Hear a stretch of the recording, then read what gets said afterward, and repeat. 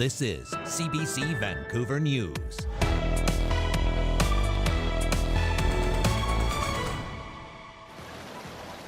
As I walk around the neighborhood, there's still 3 or 4 homes just on my street that haven't been rebuilt. Still waiting for help a year and a half later. Fraser Valley flood victims question the latest pledge of support. It's bowing to environmental campaigners in this polarized situation here. 15 salmon farms are to be shut down in BC. The salmon farming industry, can just stop struggling for a minute and release their data on sea lice, and let's have a look. The disagreements about the science and what's next. I think that more than anything else I could have chosen speaks to who Gino was as a person. And a family tribute to Gino Ochik. More on a new Canucks jersey design for the beloved player.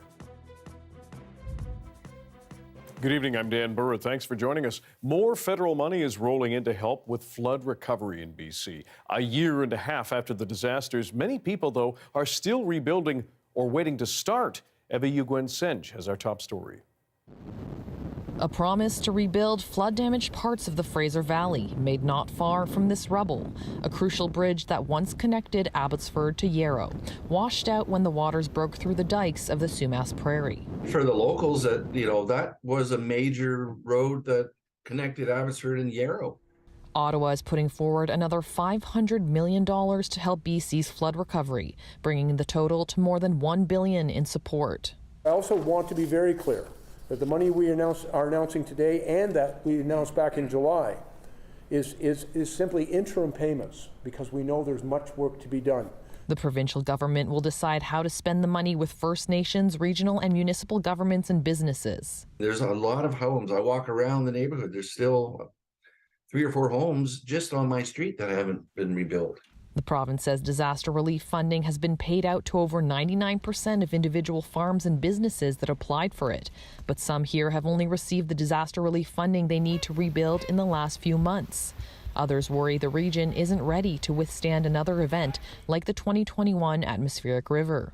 They talk about putting in new pumps to pull the water up and over the floodgates, which I think could have saved us had they been there. Right, if they could just spend that, I think they're talking a couple $100 million for that, right? The management of the Nooksack River south of the border is another concern. Meanwhile, in BC's interior, farmers face their own set of challenges. The river is running where our land used to be. We have huge hay fields that the river ran over and gouged out in some spots, and it's down to rock. It's our neighbors. Their hay fields are all river bottom. The federal government estimated last year it could ultimately cost more than $5 billion to rebuild BC after the 2021 natural disasters. From the massive heat wave and deadly wildfires in June and July to the flooding in November. Earlier this month, BC announced more than $20 million in funding to help First Nations and local governments reduce risks of future climate disasters. Eva Yuguen-Senj, CBC News, Vancouver.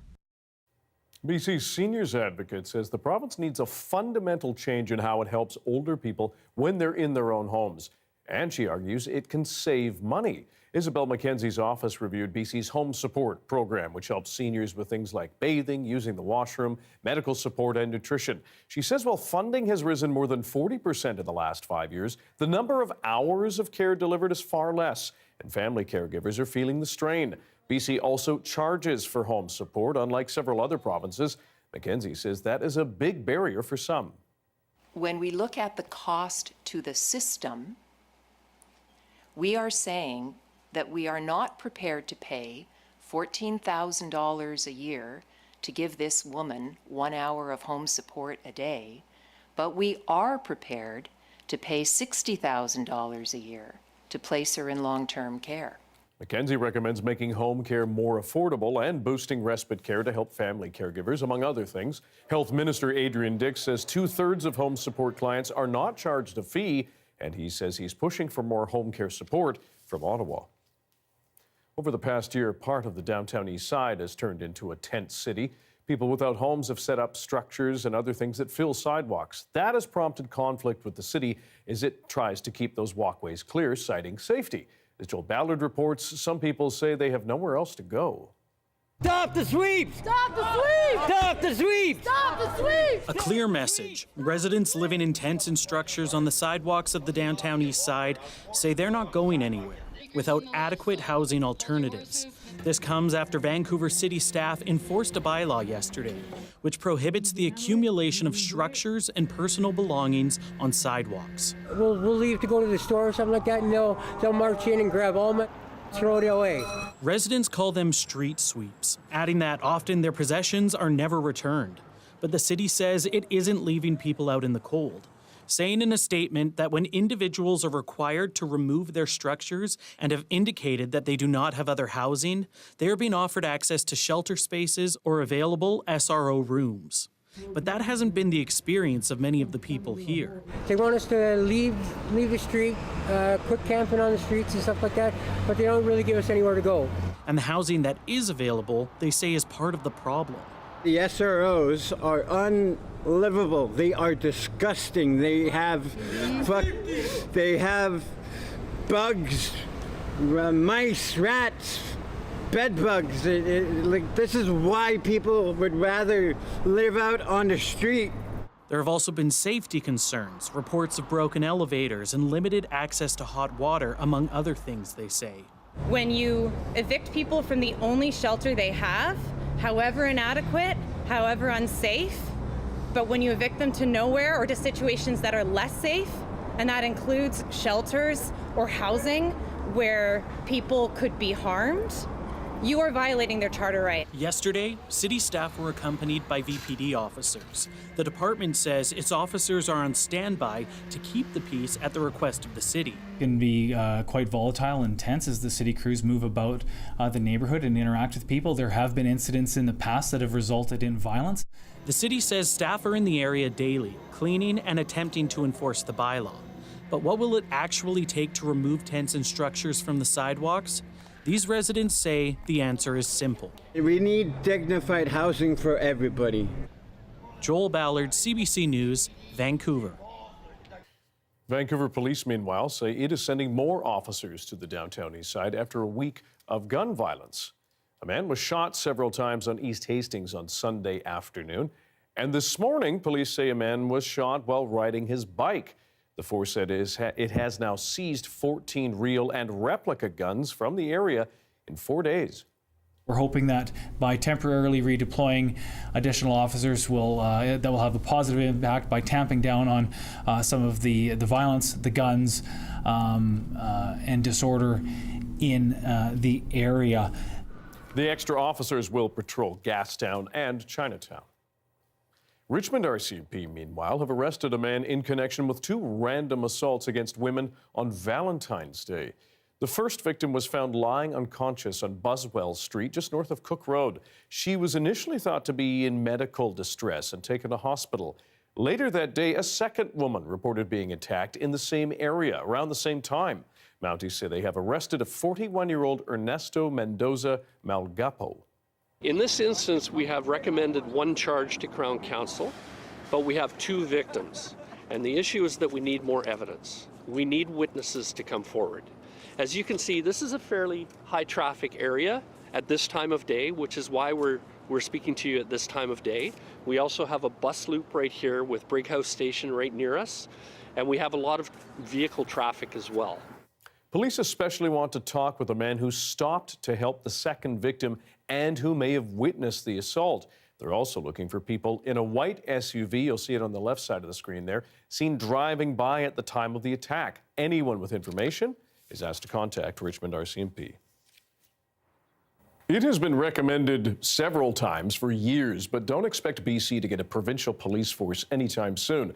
That message from the Public Safety Minister today. That's despite the fact municipal decisions around policing are becoming more expensive and in some cases more controversial. Justin McElroy joins us with more. Justin, what are we seeing right now? Yeah, Dan, we asked this question to the minister today for two reasons. The first is that it is budget season for municipalities all across the province, as we've seen, particularly in Surrey. These sorts of decisions and jurisdictional issues are getting awfully contentious.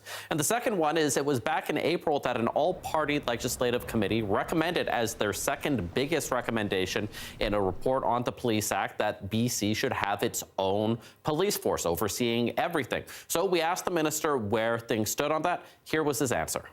There are many other issues that we are dealing with out of that report. There's new legislation going to be in place by the fall, but the provincial police force was one of their recommendations, but I think that was one that was covered by many, many parliaments. So we have a lot on our plate right now, so it's not going to be certainly in this parliament.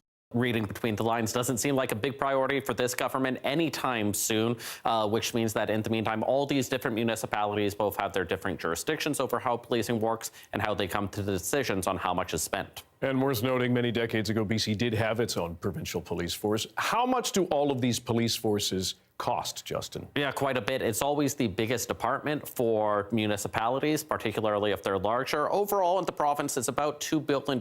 And this year in Metro Vancouver, we've added up all the numbers from the draft budgets in place, and it's going to be $1.2 billion in Metro Van. And you can see all the way from Vancouver, just south of $400 million in terms of expenses next year, all the way down to Little Belcarra, Bowen Island, and Moore and Lions Bay, south of $2 million. So again, these are decisions that are made municipality by municipality right now in a patchwork way. These discussions have happened for a long time. People thought that maybe with this legislative committee recommendation that there might be movement towards a provincial police force instead. It still could happen at some point, but certainly not under this government in this legislative session, it looks like. All right, Justin McElroy, thanks very much. Thanks, Dan.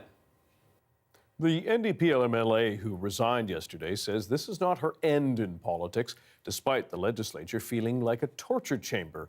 As Angela Sterrett reports, Melanie Mark was honored today at a special ceremony. I want my daughters to have the best life.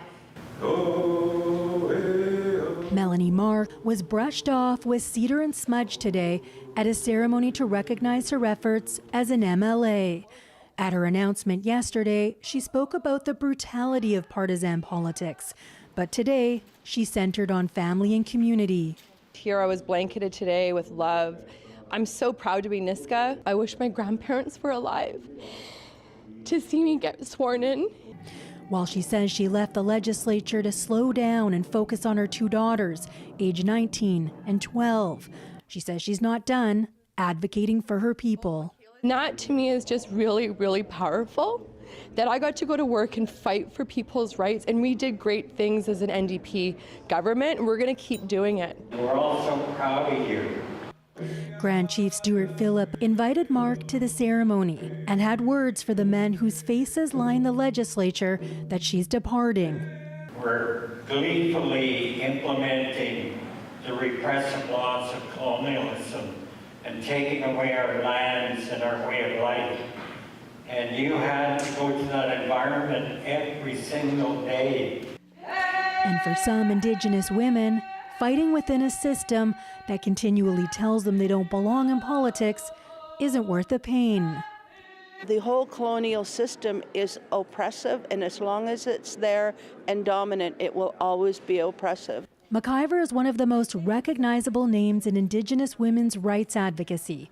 She says she'd go as far as to dissuade her grandchildren away from what she calls colonial politics. And unless it changes, there's no hope for us to belong to it and not end up being battered. As for Mark, I'm going to do anything and everything I can to make sure that my seat is taken by someone just like me, and that person's going to fight for our people, and it's got to be a matriarch. Mark wouldn't say exactly what she's going to do now, but says it will be a focus on the environment and her family.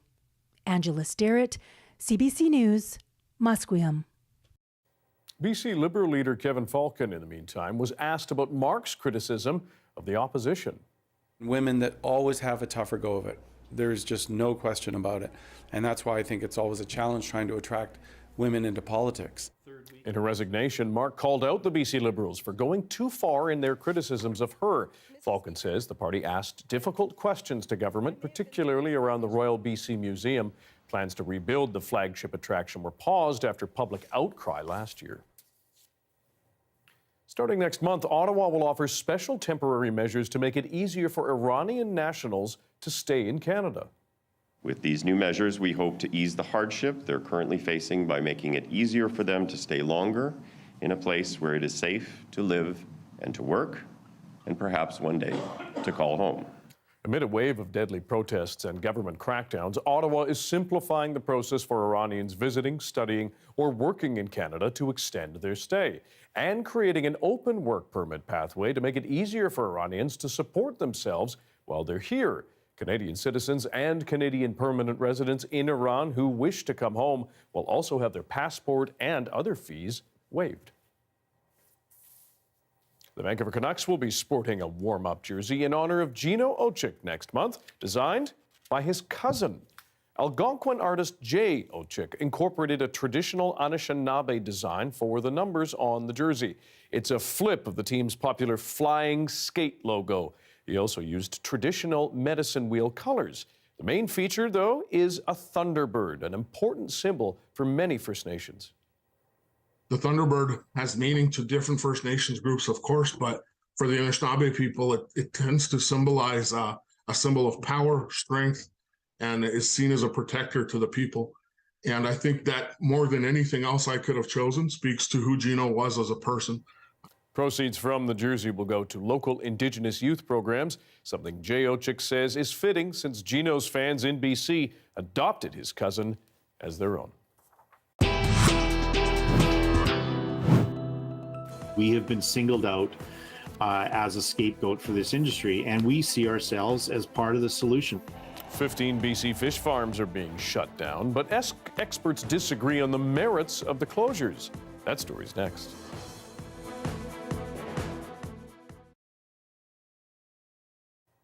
Hello to everyone watching our commercial-free live stream tonight. Thanks for being here. A renowned forest ecologist in our province is fielding criticisms of her life's work. Suzanne Simard has garnered global attention for her research on trees and their findings that they communicate. But a recent citation review claims her work may not be applicable to every forest. As Ali Petarge tells us, Simard is standing by the integrity of her research. It's what many call the wood wide web. Trees communicating with each other through networks in the soil using mycorrhizal fungi attached to their roots. That's according to UBC forest ecologist Suzanne Simard, who is at the forefront of studying forest networks. It's really, really important work for protecting forests. She's been credited for influencing how people understand trees in a way that likens their behavior to how societies function. She says trees share nutrients with younger saplings and release chemicals that warn each other of distress, much like a community. But a recent citation review published in Nature, Ecology and Evolution claims there is insufficient evidence to support this, saying studies using this approach only looked at 2 forest types, Douglas fir forests in BC and pine forests in Japan. Most scientists in this field would agree that it's probably likely that trees are connected below ground through these mycorrhizal fungi, but we don't understand their persistence, we don't understand who is connected to who in the forest. Our concern is really that we shouldn't automatically assume that these happen everywhere.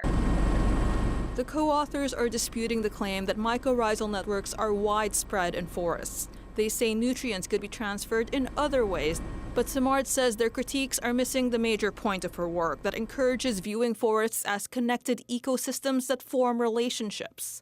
This article really focused on a very narrow part of that, but overall, the idea that forests are connected and communicative places, that doesn't change. Still, the co-authors are asking for more evidence.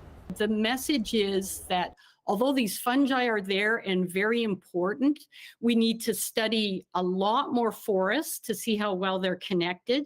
They're extremely variable. Simard says she is welcoming more calls for research. That's always needed, especially in ecosystems as complex as forests. We need to work together as teams to really solve these complex problems.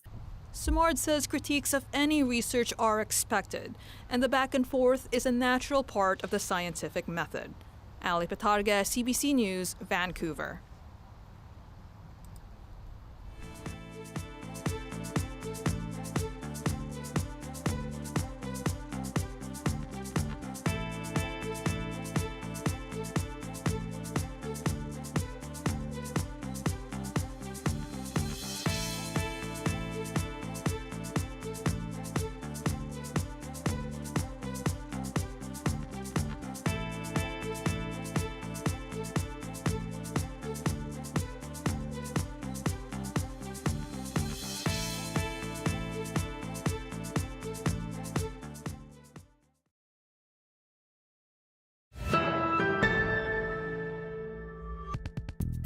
A federal decision to permanently shut down 15 salmon farms off BC's Discovery Island is being heralded as a win for environmentalists and a major blow to the industry.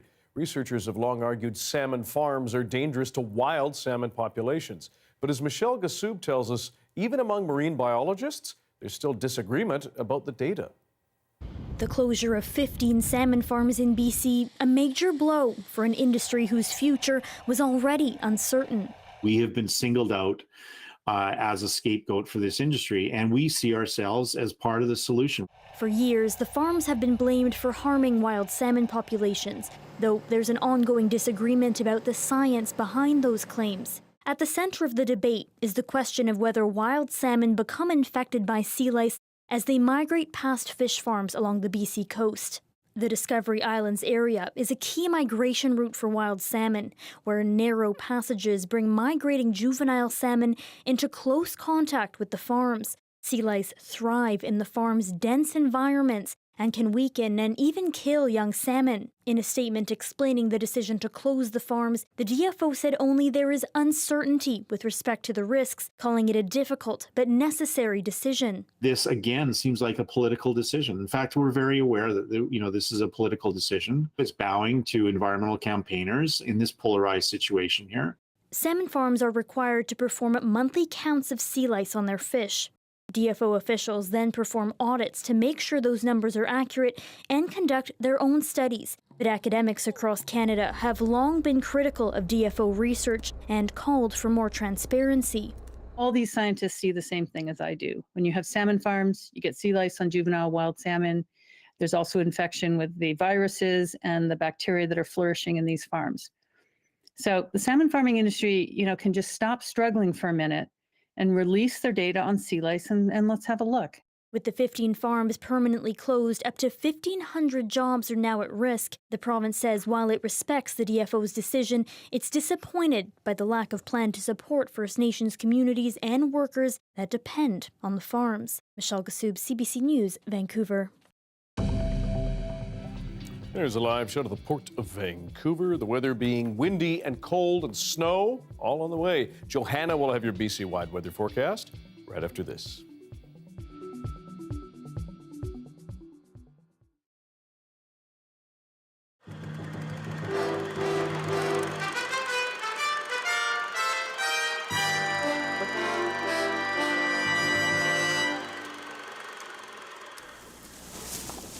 The Central Fraser Valley, peaceful, conservative, social credit country, and Vanderzam country.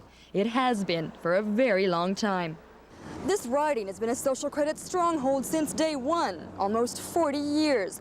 In the last election, the Stocreds swept the polls here, every poll. These are Vanderzam's people. We're here to ask them if they still are. Abbotsford. Will you support Premier Vanderzam if he continues to stay on as leader? I sure will, because he has helped me out with quite a few problems already in this community, and I will stick up for him anytime. I think he's a pretty good guy. I think that the media just gets a hold of a lot of the juicy details and kind of puts a real damper on things for his political future. I think he's done a pretty good job. Clearbrook. Did you vote for Premier Vanderzam in the last election? I sure did. Will you vote for him again? I sure will. Why? Because I like him. How come? Because he's just a great guy. I believe he's trying to do a responsible job. Matt Squeet. I think it's great. How come? Because he's a man that stands behind his principles. And what principles of his do you like? I like his stand on abortion. Hi, this is CBC TV News calling. We're doing a survey on the legal... We also tried to reach as many Central Fraser Valley delegates to the last Social Credit Leadership Convention as possible. All but one were solidly behind the Premier. I think it's a good indication that possibly, I think we should not be deceived with the caribou. I think caribou is an isolated case, and I don't think that we can base our decision as party members at convention on that type of a scenario. We won't know for sure until the next general election, but anyone who thinks there will be a tidal wave of Van der Zalm opposition had better talk to the people in the Central Fraser Valley first. Tammy Tomlinson, CBC News, Abbotsford.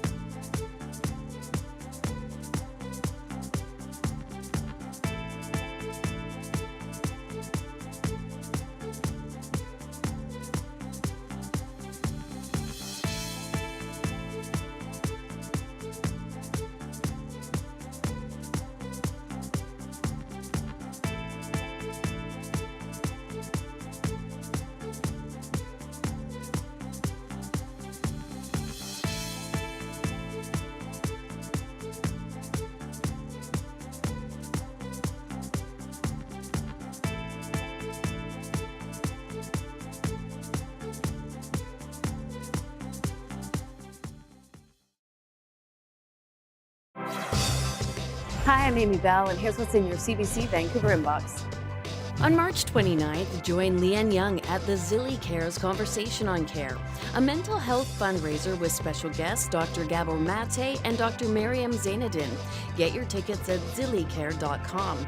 And never miss a special programming series, event, or contest. Subscribe to CBC Vancouver's e-newsletter at cbc.ca/Vancouver inbox and keep connected with us. The weather update is brought to you by Direct Buy Furnace, installing the most reliable heating and cooling brand. It's hard to stop a train.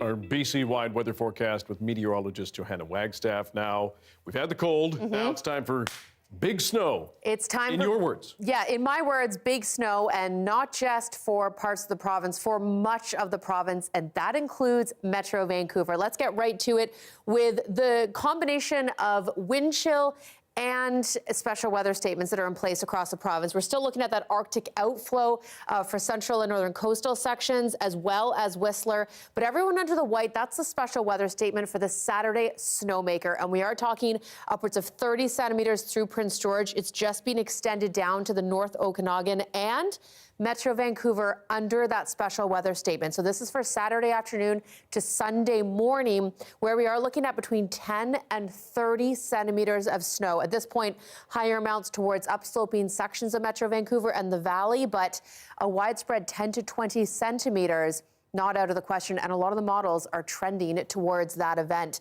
Tonight down to a -6, so tomorrow morning feeling even colder than where we were at this morning. We've got those northeasterly winds. There is quite a wind chill.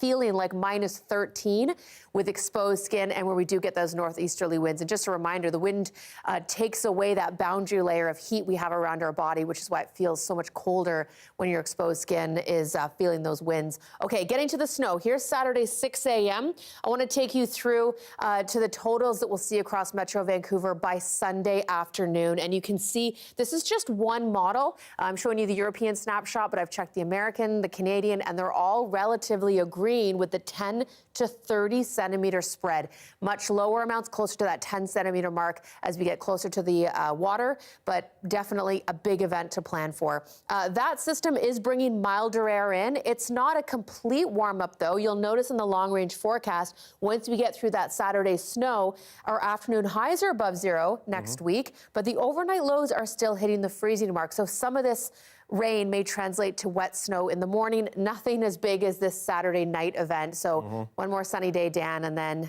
get the shovels ready. And the turtlenecks. I've already got, I'm just not going to take mine off. There it is. Smart. Thanks, Joe. You're welcome. That is your late news for Thursday. Thank you for joining us tonight. For news anytime, check our website, cbc.ca/BC.